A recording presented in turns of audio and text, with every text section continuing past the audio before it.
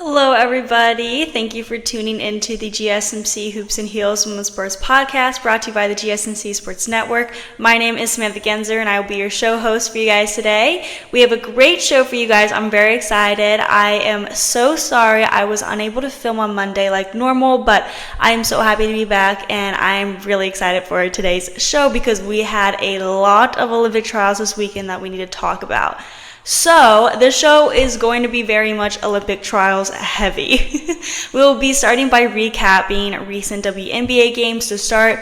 Then we will talk about the KPMG Women's PGA Championships. And afterwards is where we talk about a bunch of Olympic trials. Segment 3 will be the track and field Olympic trials. Segment 4 will be the swimming Olympic trials.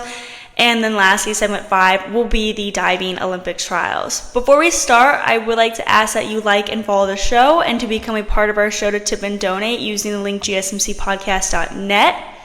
Also, we do get a number of questions from viewers that come in during the show, so to ensure that your questions get read on the air, I ask that you use the tips and donation link at gsmcpodcast.net with your questions. This puts your questions at the top of the list so that I see it, and also it really helps the show. Again, the link is gsmcpodcast.net. Now, let's get started. I hope you guys enjoy today's content. Okay, so we're starting today's show by recapping the recent abbreviations are hard, guys. The recent WNBA games. We will start with the Friday, June 21st games and go to the Sunday games.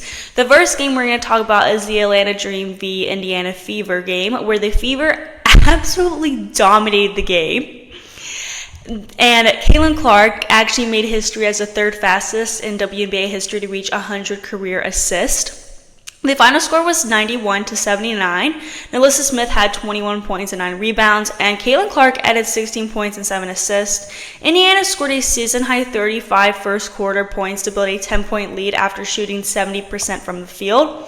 Clark made her fourth three-pointer in Indiana's 10th to extend the lead to 71-60 midway through the third quarter.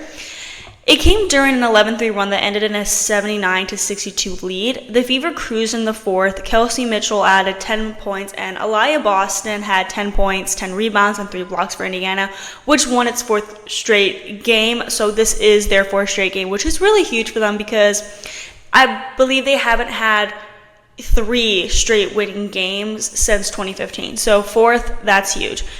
Katie Lou Samuelson added 10 points off the bench. Tina Charles scored a season-high 24 for her 37th career 20-point game to lead Atlanta. Alyssa Gray added 19 points, and Haley Jones scored 12. The next game that day was the Las Vegas Aces v. Connecticut Sun, and the Aces seemed to have their group back in this game as they took the win 85-74. Asia Wilson had 26 points and 16 rebounds.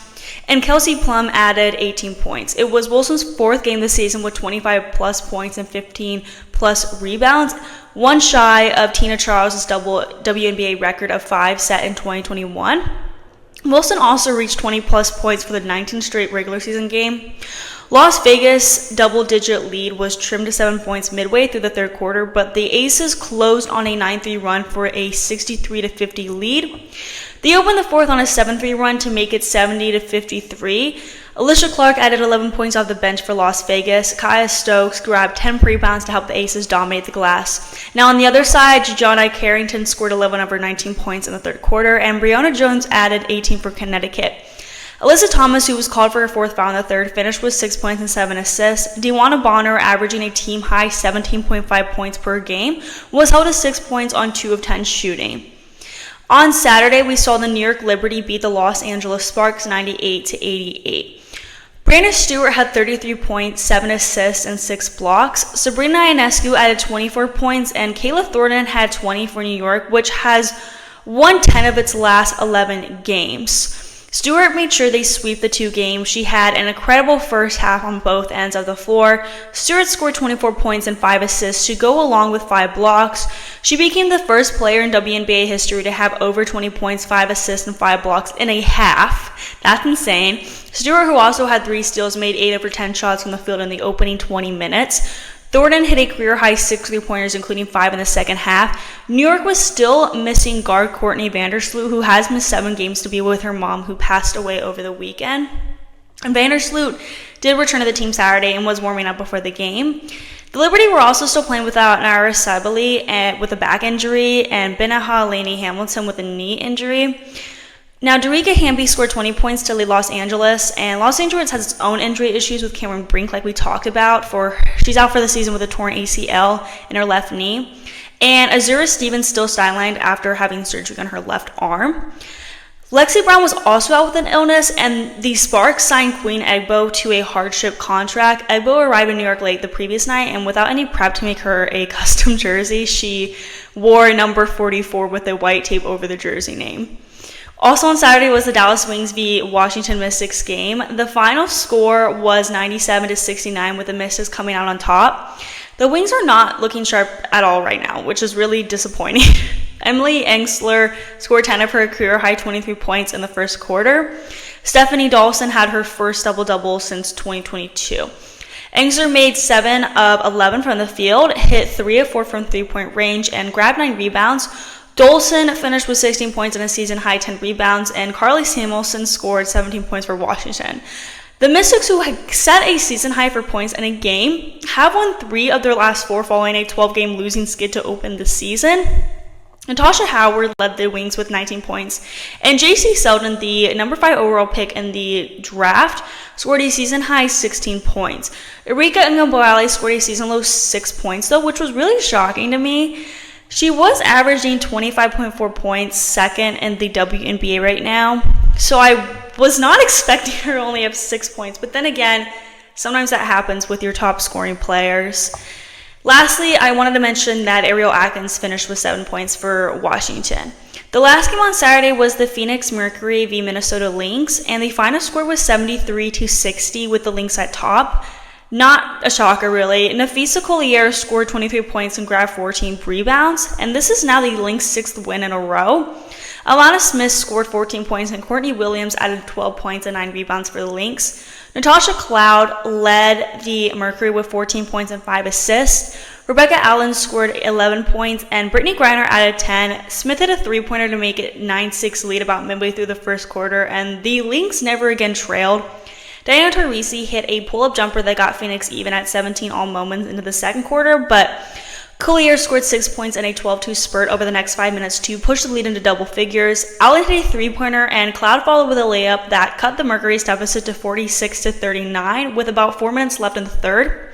But Collier answered with a three-pointer 13 seconds later, and Phoenix basically got no closer. Collier is one of 2 players in WNBA averaging at least 20 points and 10 rebounds per game. Lastly, let's talk about these Sunday games. The New York Liberty beat the Atlanta Dream 96-75. Sabrina Ionescu was the star player with 26 points and 11 assists. Jonquel Jones added 15 points and 11 rebounds, while Breanna Stewart added 17 points, 8 rebounds, 6 assists, 3 steals, and 2 blocks for the Liberty, who have won 11 of their past 12 now. New York is off to the best start in franchise history, actually, and I do want to take an entire segment to talk about how I think if they might make the championships and my opinions on that, because right now, I guess you would say they are my favorite team right now because they're winning so much. Anyway, so Jones made a basket and Stewart followed with a three-point play that made it 12-7 midway through the first quarter, and Atlanta trailed the rest of the way. Jones hit a three-pointer with about a minute to go in the period to make it 27-16, and it was a double-digit game the rest of the way. Liberty made 36 of 70 from the field, which percentage-wise is 51.4%. Hit 10 of 25 from three-point range and went 14 of 15 from the free throw line. Atlanta has now lost 3 games in a row in 5 of its last 6. The Dream, who went into the game ranked last in the WNBA in scoring and field goal percentage, made 30 of 79 from the field, which is 38%. Including 2 of 12 from three-point range, which is 17%. Tina Charles led the Dream with 19 points, of course, and grabbed 7 rebounds.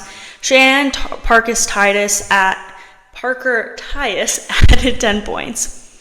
The next game was another loss for the Dallas Wings, unfortunately.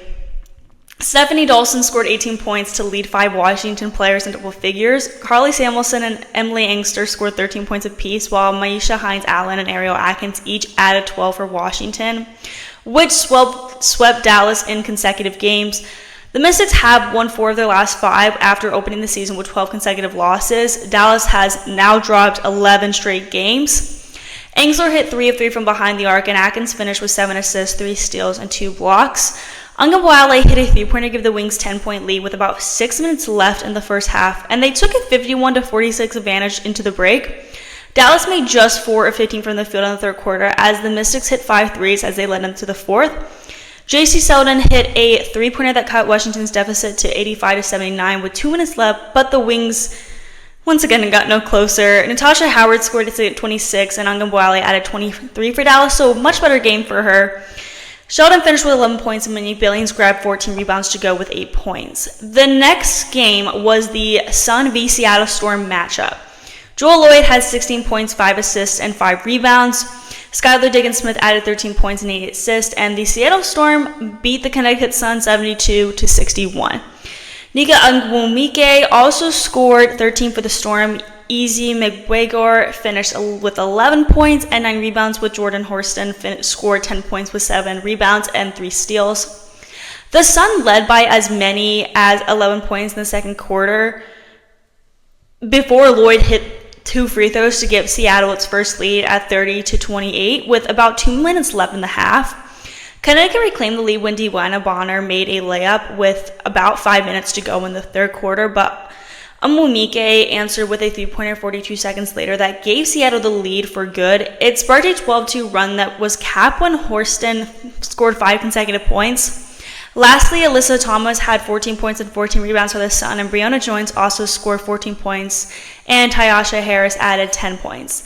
The last game on Sunday was probably the most interesting, I believe it is the most watched, is the Fever v Chicago Sky game. And before this game, the Fever had beat the Sky twice, and one game they beat the Sky by 1 point, a single point, but this time, the Sky beat the Fever by 1 point. The final score was 88-87, so again, extremely close game. Caitlin Clark ended with 17 points, a franchise record 13 assists, 6 rebounds, and tied a career high with 4 steals. Sunday's matchup marked the 4th consecutive game Fever guards Kelsey Mitchell, Caitlin Clark, center Aliyah Boston, and forward NaLyssa Smith all scored in double figures as Mitchell led with a season-high 24 points, 2 assists, 1 block shot, and a steal. Boston trailed with 18 points on 8 of 14 shooting, 7 rebounds, 6 assists, 2 blocks, and 1 steal. Boston recorded 2 block shots on Sunday and moved to 9th in the Fever all-time block list with 74, and then Smith totaled 12 points, 7 rebounds, and 1 assist in the loss. Additionally, Smith moved to 14th place on the Fever all-time scoring list with 1,124 career points. After a hard-fought first half, the Sky went on a 7-0 run to start the third quarter, but Indiana responded with a 24-3 run of its own at the end of the quarter while securing its largest lead of the night, 72-57. Indiana handed out a season-high 28 assists and committed a season-low 9 turnovers compared to the Sky's 15 turnovers.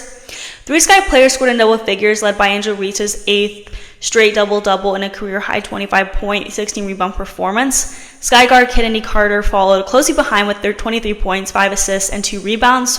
Sky rookie center Camila Cardoso recorded the second double-double of her career with 16 points, 10 rebounds, and 3 assists. Chicago also outscored Indiana in paint points 48-28 and bench points 14-7. And then I got a comment here saying, I'm sorry, I'm like out of breath. Whenever I talk for like a while, I get out of breath. It's like embarrassing. I get a comment here, Lynx or Liberty tonight. Absolutely Liberty. I have a feeling they're going to win. I'm also hoping. They're on a winning streak right now, and I don't want them losing that winning streak. So we're now going to go on to the next segment where we talk about the KPMG Women's PGA Championships. Before we get into that, we're going to be taking a quick break so I can drink water and not be super out of breath. Like, it's bad. Anyway. Okay, so I will see you guys very soon.